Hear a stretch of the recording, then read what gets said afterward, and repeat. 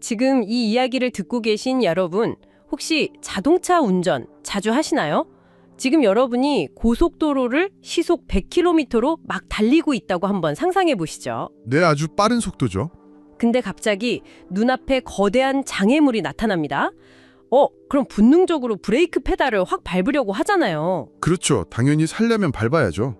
그런데 그 브레이크 페달이 지금 내 발 밑에 있는 게 아니라 저기 뒷좌석에 앉아있는 187명, 187명의 승객들 발 밑에만 있다면 어떨까요? 와, 그거 진짜 상상만 해도 끔찍한데요. 그렇죠. 게다가 그 187명이 지금 브레이크를 밟는 게 맞냐 아니냐 이걸 두고 막 48시간 동안 다수결 투표를 해야만 차를 겨우 세울 수 있다면요. 아주 끔찍한 대형 사고로 이어지겠죠. 그러니까 골든타임이라는 게 아예 사라지는 구조니까요. 바로 그겁니다. 2026년 5월 현재 대한민국 여의도 한복판에 정확히 이런 구조를 설계하려는 거대한 움직임이 벌어지고 있습니다. 맞습니다. 폭풍 전야죠. 겉으로는 되게 평화로워 보이거든요.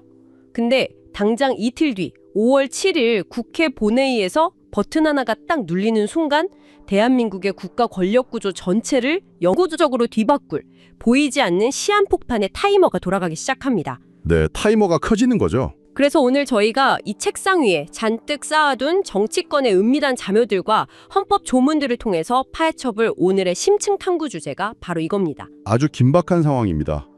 현재 이재명 대통령과 범여권은 무려 187석이라는 정말 압도적인 초거대 의석을 장악하고 있죠. 네, 이른바 슈퍼 메조리티잖아요. 그렇죠. 이 거대한 힘을 바탕으로 이들이 밀어붙이고 있는 건 다가오는 6월 3일 지방선거와 동시에 국민투표에 붙이겠다는 이른바 조용한 원포인트 개헌입니다. 조용한 개헌? 근데 일단 그 표면적인 명분을 싹 뜯어보면요. 솔직히 반대할 이유를 찾기가 진짜 힘듭니다. 명분은 완벽하죠. 5.18 민주화 운동의 정신을 헌법 전문에 수록하자는 거 이거 좋잖아요. 그리고 무엇보다 우리가 2024년 12월에 온 국민이 눈으로 직접 목격했던 그 비상계엄 사태를 두 번 다시 겪지 않기 위해서 확실한 안전장치를 만들자는 거잖아요. 네, 핵심은 통제권 강화죠. 그러니까 대통령이 계엄을 선포하더라도 국회가 즉각 거부할 수 있게 하고 만약 국회가 48시간 내에 승인하지 않으면 그 계엄령은 자동으로 무효가 된다. 이거는 민주주의를 지키자는 너무나 상식적이고 완벽한 명분 아닙니까? 네, 그 조항 자체만 딱 놓고 보면 사실 반대할 명분이 전혀 없죠. 그래서 각종 여론조사 결과를 봐도 국민의 77.5%가 국회 미승인 시 계엄 자동 무효에 압도적으로 찬성하고 있습니다. 10명 중 8명이 찬성하는 거네요. 그렇습니다. 하지만 지금 야당은 개헌 저지선을 무너뜨릴 수 있는 최소 12명의 이탈표를 막기 위해서 당론까지 정해가며 그야말로 목숨을 걸고 반대하고 있습니다. 잠깐만요. 이거 좀 이해가 안 가는데요? 국민 대다수가 찬성하는 제도를 길을 쓰고 막아선다. 그거는 정치인으로서 다음 선거를 생각하면 엄청난 리스크를 지는 거잖아요. 당연히 리스크가 크죠.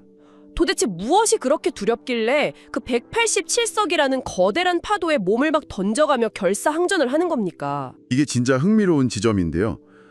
야당이 진정으로 두려워하는 건 계엄령 통제 그 자체가 아닙니다. 그 법조문이 통과되었을 때 발생하는 권력의 거대한 이동을 두려워하는 겁니다. 권력의 이동이요? 네, 앞서 말씀하신 그 뒷좌석의 187명 비율을 다시 가져와 보죠. 국가에 진짜로 치명적인 안보 위기나 재난이 발생했을 때 비상사태에 대한 국가의 최종 통제권이 행정부에서 187석을 가진 거대 국회로 완전히 넘어가게 됩니다.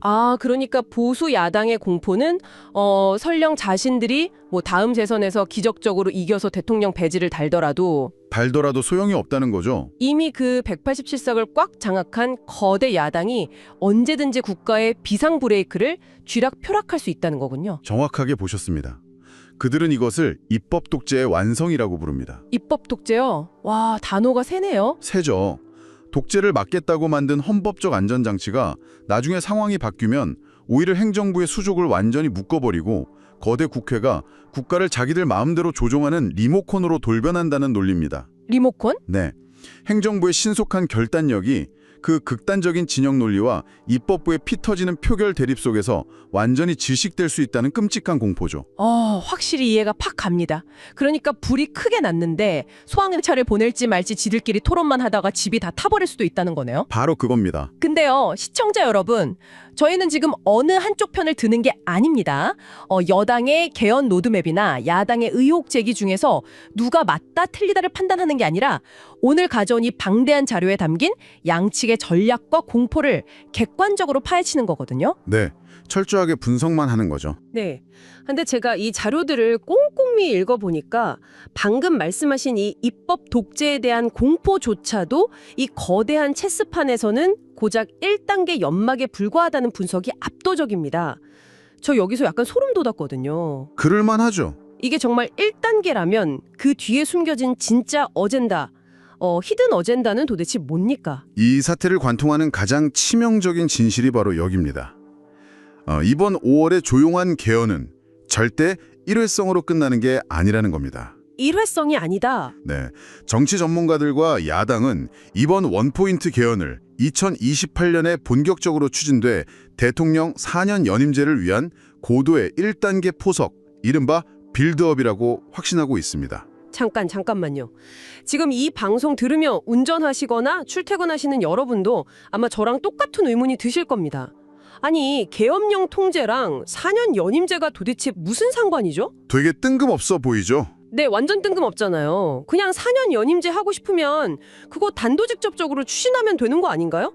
왜 굳이 이런 복잡한 빌드업 과정을 거친다는 겁니까? 왜냐하면 대한민국 헌법은 1987년 이후에 무려 39년 동안 단 한 번도 바뀌지 않은 그야말로 거대한 철옹성이기 때문입니다. 39년 동안이나요? 네, 이 굳게 닫힌 헌법의 문을 처음 여는 것은 엄청난 정치적 에너지가 필요하거든요.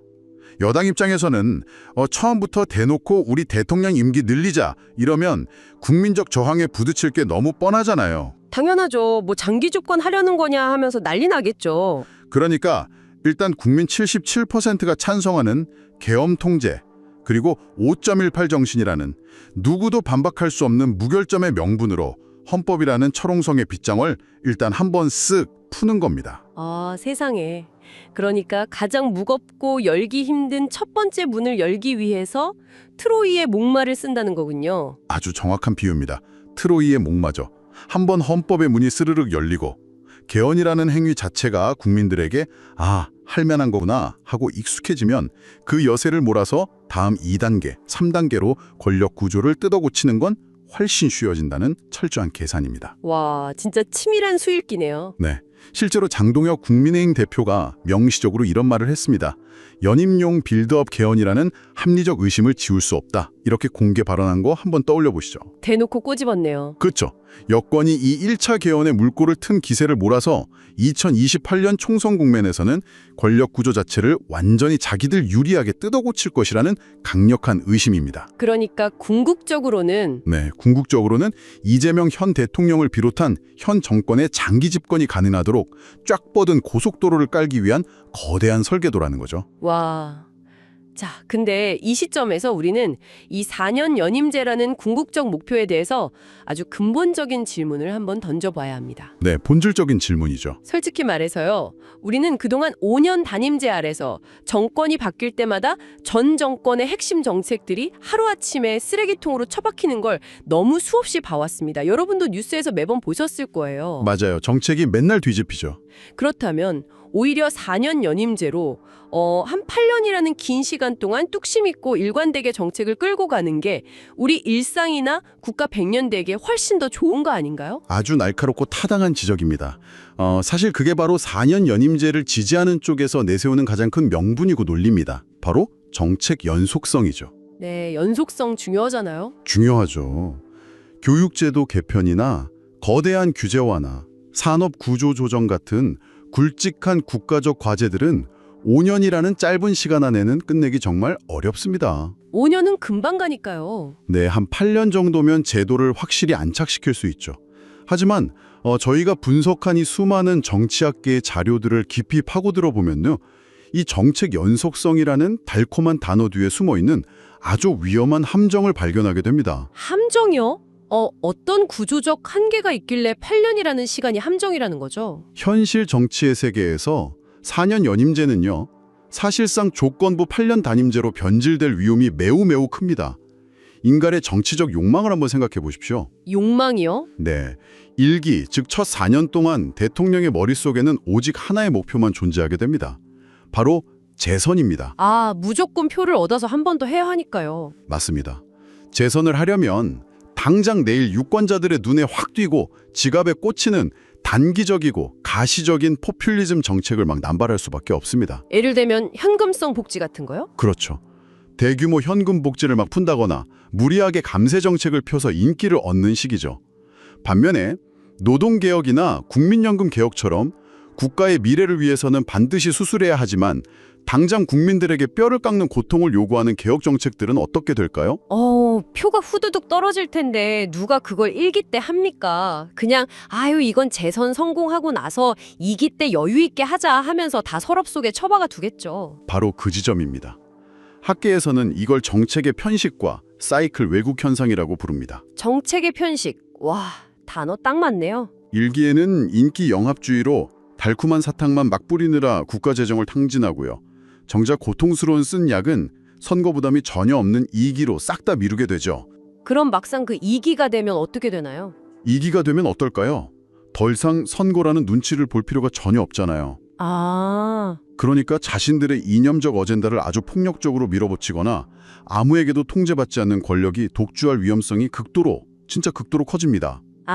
그러니까 정리하자면 첫 4년은 선거 눈치 보느라 돈만 펑펑 쓰고 다음 4년은 눈치 볼 필요가 없으니까 권력이 완전 폭주한다? 네, 그대 최악의 시나리오죠. 이거 굉장히 뼈 따리는 통찰인데요. 제가 보니까 성낙인 전 서울대 총장의 저서 87년 체제의 종언과 제7공화국 여기에서도 아주 비슷한 맥락을 강하게 지적하고 있더라고요. 네, 정말 중요한 문헌을 짚어주셨습니다. 1987년 우리가 군사 독재를 빨리 끝내기 위해서 급하게 만들었던 그 헌법 체제가 결과적으로는 오히려 지금의 무소부의 제왕적 대통령을 낳았다는 아주 뼈아픈 분석을 담고 있죠. 저는 이 대목에서 진짜 엄청난 아이러니를 느꼈어요. 어떤 부분에서요? 독재를 막겠다고 급하게 만든 방패가 시간이 40년 가까이 지나니까 오히려 합법적인 제왕을 탄생시키는 날카로운 칼이 되었다는 거잖아요. 만약에 권력의 구조적인 분산 없이 그냥 임기만 4년에서 8년으로 쑥 늘려주면 어떻게 되는 겁니까? 그야말로 끔찍한 결과가 나오겠죠. 정치학에서 말하는 이원정부제라는 개념이 있습니다. 이원정부제요? 네, 쉽게 말해서 대통령 혼자서 국가의 운전대를 다 잡는 게 아니라 외교나 국방 같은 큰 그림은 대통령이 맡고 경제나 내치 같은 일상적인 국정은 국회에서 선출한 총리가 맡는 식으로 권력과 책임을 반반 쪼개는 겁니다. 권력 분산이네요. 그렇죠. 그런데 이런 근본적인 권력 분산 장치 없이 단순히 대통령의 임기만 4년 연임으로 8년까지 늘려준다. 그거는 제왕적 대통령의 수명표를 그냥 2배로 쫙 늘려주는 것에 불과하다는 강력한 경고입니다. 와, 시스템의 결함은 고치지도 않고 그냥 엔진만 2배로 확 키우는 격이군요. 이거 언제 터질지 모르는 폭탄을 안고 달리는 거네요. 맞습니다. 자, 그렇다면 우리는 여기서 이 논의를 한 단계 더 깊고 현실적인 곳으로 끌고 와봐야 합니다. 네. 만약에 특정 정치 세력이 이 모든 빌드업을 완벽하게 성공시켜서 8년이라는 아주 긴 활주로를 확보했다고 치죠. 그들은 그 긴 시간 동안 도대체 이 나라에 무엇을 채우려고 하는 걸까요? 야당이 그렇게 결사항전하며 두려워하는 건 단순히 시간이나 임기 자체의 문제가 아니잖아요. 아닙니다. 진짜 폭발력을 가진 뇌관은 권력 구조가 아니라 바로 경제와 이념의 영역에 아주 깊숙이 숨어 있습니다. 경제와 이념이요? 네, 한반도 선진화재단의 자유민주주의와 시장경제 포럼 세미나 자료를 저희가 분석해봤잖아요. 그걸 보면 보수 진영과 특히 재계가 느끼는 그 극심한 공포의 실체가 아주 구체적인 조문으로 등장합니다. 어떤 내용이길래요? 그들은 지난 문재인 정부 시절부터 꾸준하게 이어져 온 헌법 개정 흐름 속에 국가가 시장에 아주 직접적이고 강력하게 개입할 수 있는 사상적 기반들이 교묘하게 스며들어 있다고 지적합니다. 구체적으로 어떤 조항들이 거론되고 있죠? 대표적인 것이 경제 민주화의 강화, 그리고 동일노동 동일임금의 헌법 명시, 마지막으로 토지 공개념입니다. 잠깐만요. 이 용어들 진짜 뉴스에서 엄청 많이 듣거든요. 근데 막상 이게 정확히 내 삶에 무슨 영향을 미치는지 설명하려면 좀 막막해요. 지금 듣고 계신 여러분도 아마 비슷하실 겁니다. 네, 단어들이 좀 어렵죠? 여기서 제일 궁금한 거, 토지 공개념. 이게 정확히 뭔가요? 아니, 내가 내 돈 벌어서 힘들게 산 내 땅인데 국가가 마음대로 하는 건가요? 아주 쉽게 설명해 드릴게요. 땅이나 집 같은 부동산을 순수한 개인의 소유물로만 보지 않는 겁니다. 그럼요. 공공의 이익을 위해서 국가가 아주 강력하게 규제하고 직접 개입할 수 있도록 아예 헌법에 못을 쾅 박아버리는 겁니다. 와...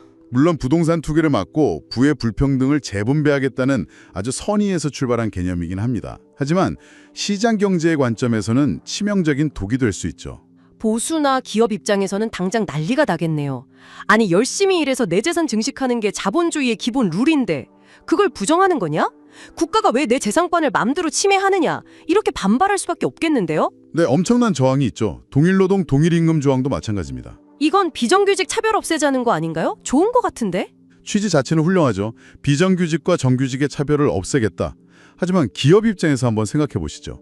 성과라 개인의 능력 혹은 그 회사가 돈을 얼마나 벌고 있는지 지불 능력과 상관없이 무조건 임금을 똑같이 맞추라고 헌법으로 강제하는 겁니다. 아, 헌법으로 강제한다. 네, 기업들은 이걸 기업의 자율성을 완전히 억압하는 반시장적 족쇄라고 느끼는 겁니다. 보수 진영은 18석이라는 그 입법 독재의 어마어마한 힘과 8년이라는 장기 연임제 시간이 딱 결합해버리면 어떻게 되겠느냐 묻는 겁니다. 어떻게 되는데요?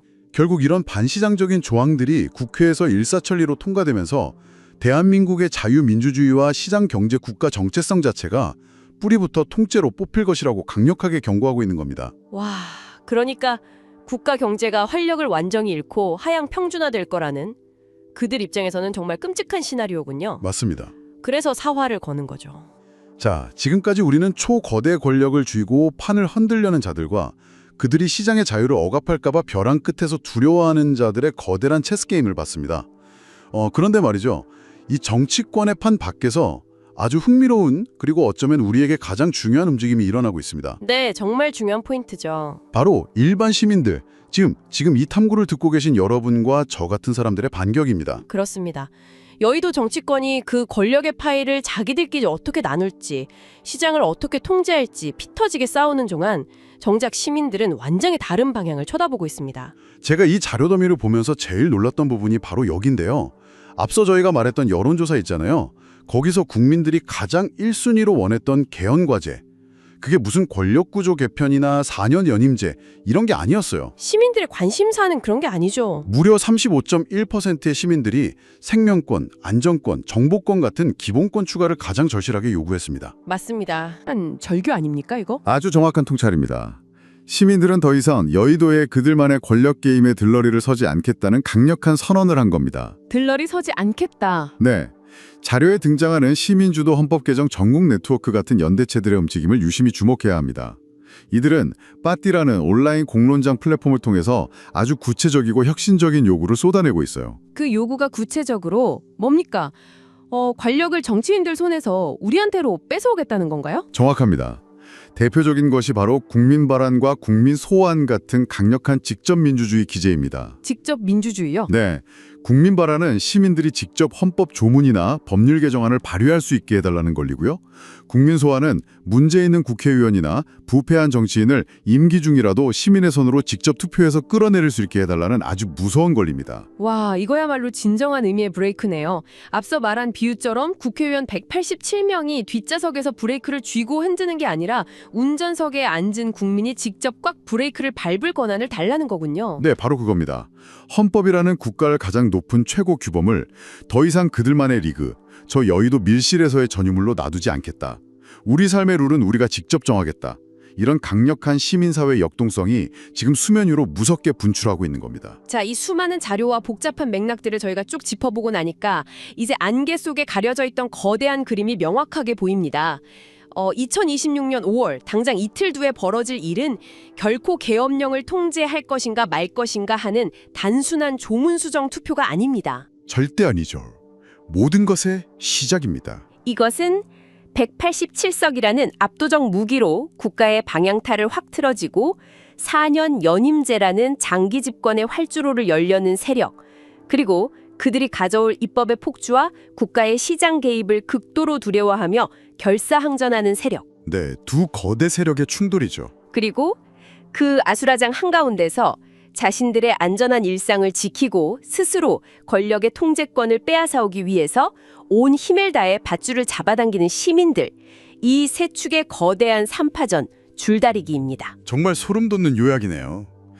이 거대한 줄다리기의 첫 번째 도미노가 당장 5월 7일 본회의 표결, 그리고 다음 달 국민투표를 통해서 쓰러질지 말지가 최종 결정됩니다. 네. 이 1단계의 방향이 과연 어디로 틀어지느냐에 따라 2년 뒤인 2028년에 완성될 대한민국 제7공화국의 새로운 설계도가 완전히 아주 근본적으로 달라질 겁니다. 나비 효과네요. 그렇죠. 그리고 그 거대한 나비 효과는 지금 이 탐구를 듣고 계신 여러분의 일터, 여러분의 지갑, 여러분의 집, 그리고 무엇보다 여러분의 자유와 안전에 아주 직접적이고 돌이킬 수 없는 타격을 주게 될 것입니다. 맞습니다.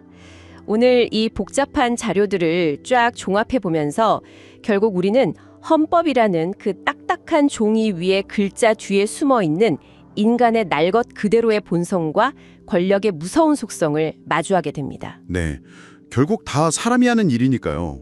낡고 비가 새는 집을 수리하는 건 분명 필요한 일이죠. 하지만 그 새로운 집의 설계도를 도대체 누가 어떤 은밀한 의도로 그리고 있는지를 우리가 똑똑히 모른다면 우리는 언젠가 그 거대한 집이 무너져 내릴 때 속수무책으로 그 밑에 깔리게 될 겁니다. 아주 뼈아픈 현실이죠. 자, 그래서 오늘 탐구를 마치면서 저희가 여러분께 한 가지 도발적인 질문을 던지고 싶습니다. 오늘 이 깊고 복잡한 권력의 체스판을 모두 들여다보신 지금 이 질문을 꼭 한번 곱씹어 보시기 바랍니다. 네, 한번 생각해 보시죠. 우리가 제왕적 대통령의 폭주를 막고 또 그에 맞선 거대 의석의 입법 독재를 방지하기 위해서 아무리 세계에서 제일 똑똑하다는 학자들을 모아놓고 헌법의 문장들을 완벽하게 다듬고 설계한다고 한들 타협이라고는 눈꼽만치도 없이 오직 상대를 죽여야만 내가 살 수 있는 이 끔찍하고 극단적인 승자독식의 정치 문화 자체가 변하지 않는다면 과연 종이 위에 적힌 몇 줄의 그 완벽한 법 조항만으로 언제 터질지 모르는 시한폭탄 같은 우리의 민주주의를 진정으로 구원할 수 있을까요? 정말 무거운 질문이네요. 네. 여러분의 일상과 삶을 송두리째 바꿀지도 모르는 다가오는 5월 7일 국회 본회의. 과연 그 운명의 버튼이 어떻게 눌리는지 끝까지 두 눈 부릅뜨고 지켜보시길 바랍니다. 지금까지 오늘의 심층 탐구였습니다.